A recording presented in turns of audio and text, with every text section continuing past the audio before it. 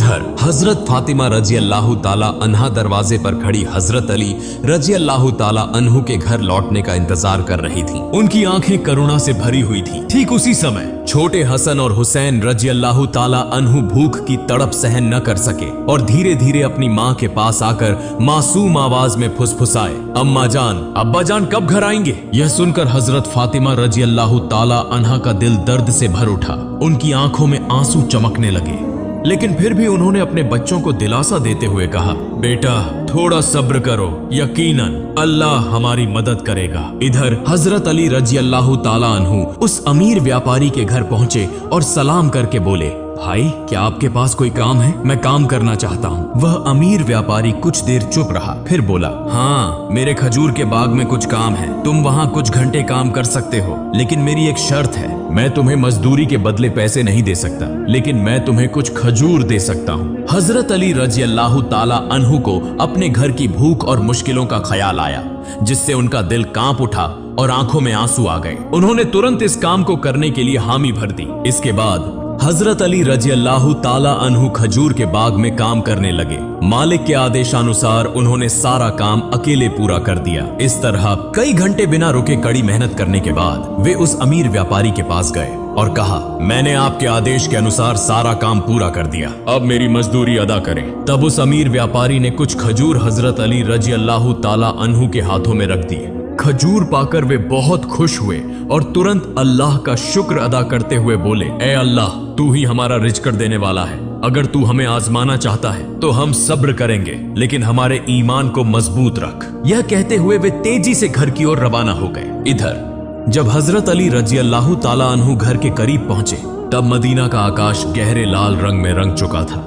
सूरज पश्चिम की ओर झुक रहा था और चारों ओर इफ्तार की तैयारियां चल रही थीं। उसी समय थके हुए शरीर के साथ हजरत अली रजी अल्लाह ताला अन्हु घर में दाखिल हुए और उसी वक्त मस्जिद नबवी की मधुर अजान की आवाज दूर से गूंजने लगी। घर में इफ्तार के लिए केवल कुछ खजूर और पानी था, लेकिन फिर भी वह घर अल्लाह की रहमत से भर गया। सब एक साथ इफ्तार के लिए बैठे। हजरत हसन और हुसैन रजी अल्लाह ताला अन्हु को दो दो खजूर दिए गए। हजरत अली रजी अल्लाह ताला अन्हु ने 2 खजूर लिए और हजरत फातिमा रजी अल्लाह ताला अन्हा ने भी 2 खजूर लिए। हाँ, जैसे ही वे इफ्तार करने वाले थे, तभी एक भिखारी बाहर खड़ा होकर कहने लगा, माँ मैंने पूरा दिन कुछ नहीं खाया, भूख की पीड़ा अब और सहन नहीं हो रही, कृपया मुझे कुछ खाने को दें। हजरत फातिमा रजी अल्लाह ताला अन्हा का दिल बहुत ही नर्म और दयालु था। उन्होंने अपनी तकलीफ की परवाह किए बिना कहा, हे मेरे प्रिय स्वामी, हमारा इफ्तार इस भिखारी को दे दीजिए। हजरत अली रजी अल्लाह ताला अन्हु ने पूछा, फातिमा फिर तुम क्या खाकर इफ्तार करोगी? हजरत फातिमा रजी अल्लाह ताला अन्हा ने कहा, मैं सिर्फ पानी पीकर इफ्तार कर लूंगी। हजरत अली रजी अल्लाह ताला अन्हु यह सुनकर स्तब्ध रह गए, लेकिन कुछ नहीं बोले। उन्होंने इफ्तार का सारा खाना उस भिखारी को दे दिया और दुआ की, ए अल्लाह, ए मेरे रब, हमारे इस त्याग को तू कबूल कर ले। अगले दिन रोजा रखने के लिए हजरत फातिमा रजी अल्लाह ताला अन्हा ने केवल पानी पिया। फिर सुबह के वक्त हजरत अली रजी अल्लाह ताला अन्हु कुछ आटा इकट्ठा करके घर लाए। हजरत फातिमा रजी अल्लाह ताला अन्हा ने उस आटे से कुछ रोटियां बनाई। दिन बीत गया और इफ्तार का समय आ पहुंचा। हर तरफ इफ्तार की तैयारियां और खुशी का माहौल था, लेकिन हजरत फातिमा रजी अल्लाह ताला अन्हा का घर शांति और सादगी से भरा था। उन्होंने भी रोजा रखा था, लेकिन घर में सिर्फ कुछ रोटियां और पानी के अलावा कुछ भी नहीं था। फिर भी उस घर में धैर्य और संतोष का अनोखा नजारा देखने को मिला। छोटे हसन और हुसैन रजी अल्लाह ताला अन्हु और हजरत अली रजी अल्लाह ताला अन्हु घर वापस आए। सबने एक साथ इफ्तार करने के लिए बैठने की तैयारी की। हर किसी को सिर्फ 2-2 रोटियां दी गईं। जैसे ही वे खाने वाले थे, तभी बाहर से एक करुणामय आवाज आई, या अहलुल बैत, मैं 3 दिनों से भूखा हूँ। मैंने सुना है कि तुम अल्लाह की राह में दानशील हो। अगर तुम्हारे पास कुछ खाने को हो तो मुझे भी दो, मैं भूख की पीड़ा सहन नहीं कर पा रहा। हजरत फातिमा रजी अल्लाह ताला अन्हा बहुत ही उदार थी। उन्होंने हजरत अली रजी अल्लाह ताला अन्हु से कहा, हे मेरे प्रिय स्वामी, इन रोटियों को इस भूखे इंसान को दे दीजिए। हजरत अली रजी अल्लाह ताला अन्हु ने पूछा, फातिमा फिर तुम क्या खाओगी? हजरत फातिमा रजी अल्लाह ताला अन्हा ने उत्तर दिया, अगर मुझे भूख लगती है तो वह भी तो भूख की तकलीफ में तड़प रहा है। हम इस दुनिया के सुख के लिए पैदा नहीं हुए। यह सुनकर हजरत अली रजी अल्लाह ताला अन्हु ने अपने हाथों से इफ्तार की सारी रोटियां उस भूखे इंसान को दे दी। हमारा तो केवल एक ही उद्देश्य है,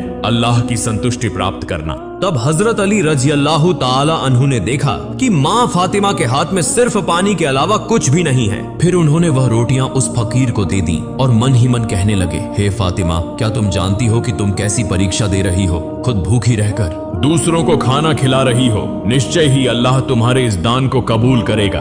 ठीक उसी समय अल्लाह रब्बुल आलमीन ने हजरत जिब्राइल अलैहिस्सलाम को हुक्म दिया, हे जिब्राइल, जाओ, मेरे प्रिय हबीब मोहम्मदुर रसूलुल्लाह की प्यारी बेटी फातिमा ने जिस तरह त्याग, धैर्य और कठिन परीक्षा दी है वह अतुलनीय है। उन्होंने खुद भूखे रहकर दूसरों को खाना खिला दिया। अब उनके घर में कुछ भी खाने को नहीं है। तुम जन्नत से उनके लिए खाना लेकर जाओ। यह हुक्म मिलते ही हजरत जिब्राइल अलैहिस्सलाम जन्नत से सुगंधित रोटियां, खजूर और शहद लेकर इंसान के रूप में हजरत अली रजी अल्लाह ताला अन्हु के घर के दरवाजे पर हाजिर हुए। उस समय हजरत फातिमा रजी अल्लाह ताला अन्हा सिर्फ पानी पीकर अल्लाह की इबादत में मग्न थी। तभी घर के बाहर से एक आवाज आई, या अहलुल बैत। यह आवाज सुनकर हजरत अली चौंक गए। जब उन्होंने घर के बाहर निकलकर देखा तो वहां एक सुंदर पुरुष खड़ा था जिसके हाथ में एक बर्तन था।